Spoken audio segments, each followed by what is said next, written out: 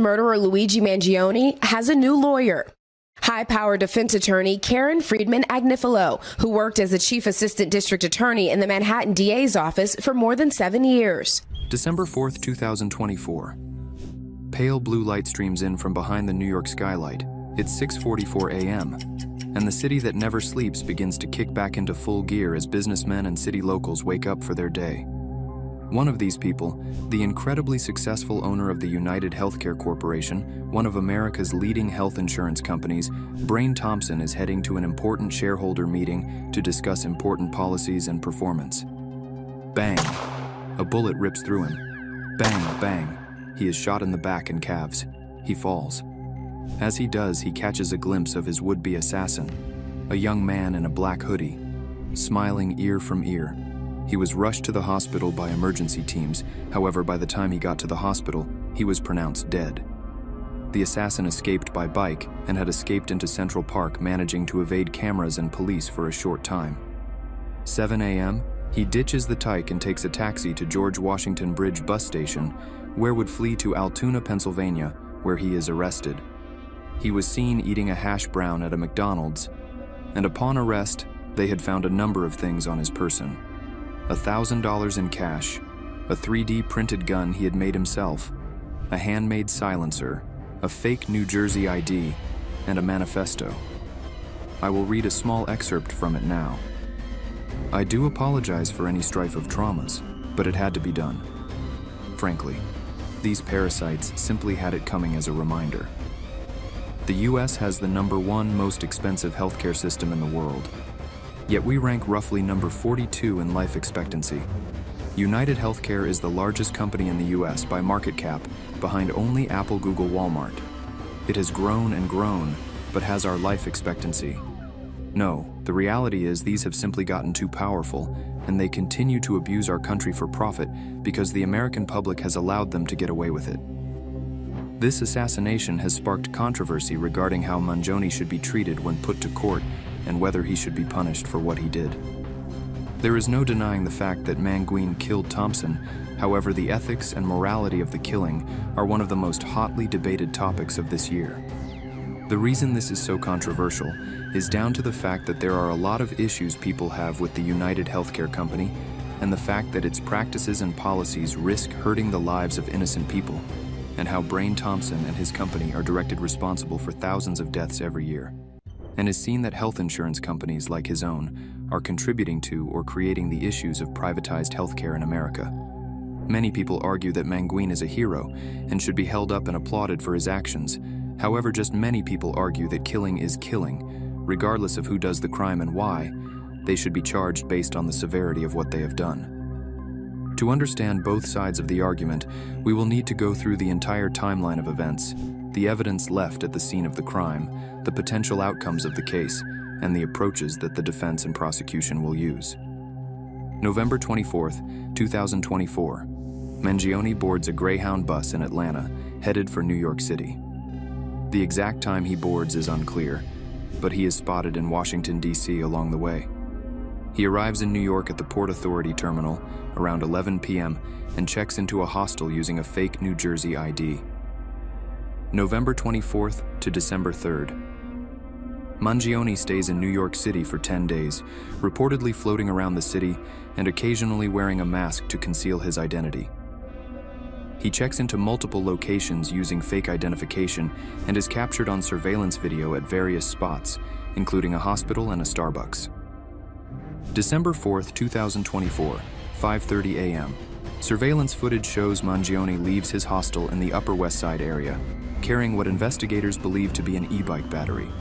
6:15 a.m. He is seen exiting the subway at 57th Street before purchasing energy bars and water at Starbucks. 06:44 a.m. Mangione shoots Thompson in the back and calf, killing him in a brazen targeted attack. 2 minutes later, after the shooting, Mangione flees the scene, dropping a bird or a fall and continuing on foot through alleyways. Another 2 minutes later, Mangione rides a bike into Central Park, evading police for a short time. 6:56 a.m., surveillance catches him riding his bike on 85th Street, and as mentioned earlier, he escaped on the bus and was arrested later on. There are several pieces of evidence left at the scene of the crime, including hard and soft evidence. At the scene of the crime, there was a handwritten manifesto. I went over that earlier, however, it also included a to-do list with a chilling line. What do? You walk the CEO at the annual Parasitic Being County Convention. It's targeted, precise, and doesn't risk innocence. The manifesto, in conjunction with the other excerpt I showed earlier, we able to gather that Mangione was obsessed with the idea of assassinating CEOs and other important people. Additionally, Thompson was shot in front of a hotel's lobby where a CCTV security camera would capture the assassination in full detail. In the footage, we can make out that the suspect approached Thompson from behind and shot him at close range. This suggests the murder was premeditated. At the scene of the crime, we were able to find a water bottle and protein bar at the scene of the murder, Luigi Mangione's fingerprints, linking him to the area. Additionally, there were 3 bullet casings for a pistol. Additionally, when he was arrested, we found all the bits of evidence that I mentioned earlier. However, we also found that the fake ID he carried was the same one that he used to register into the hostel he was staying at. Furthermore, we were able to find that he had dumped a bag filled with Monopoly money into the lake in Central Park. Mangione was a software engineer who had worked at some IT companies. Hailing from a rich and financially well-off family, he was a part of the 1% of 1%.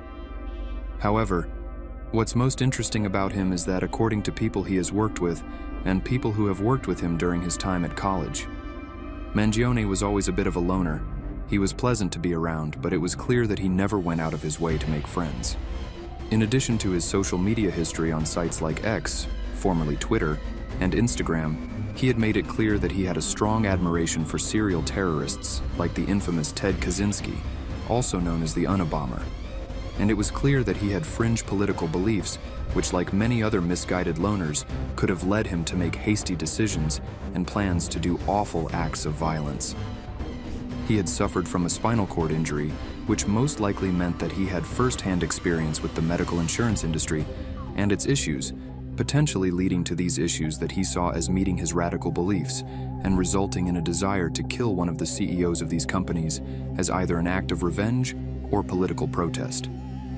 As you may have gathered, Mangione planned this entire murder by himself and carried it out alone.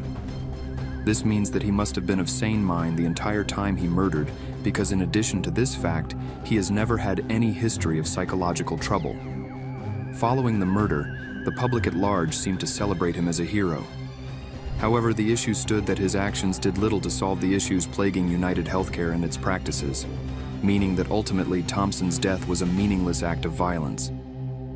The case to decide Mangione's innocence has yet to be started. However, what we can gather about the case is this. The prosecution is highly experienced and tenacious. They have a reputation of being able to bring criminals to justice in complex cases. They are well prepared and ready for the case at hand. However, what we do know is that they will most likely use the evidence in the case to suggest that Mangione was murdered with ill intentions and that he is a villainous fiend jealous and hateful at the world. Using the large amounts of evidence linking Mangione to the crime, there is no denying that he committed the crime. The real question is how harsh a sentence they can get the judge to agree on. The defense for Mangione will not be able to disprove him as the perpetrator of the crime. This is to be expected.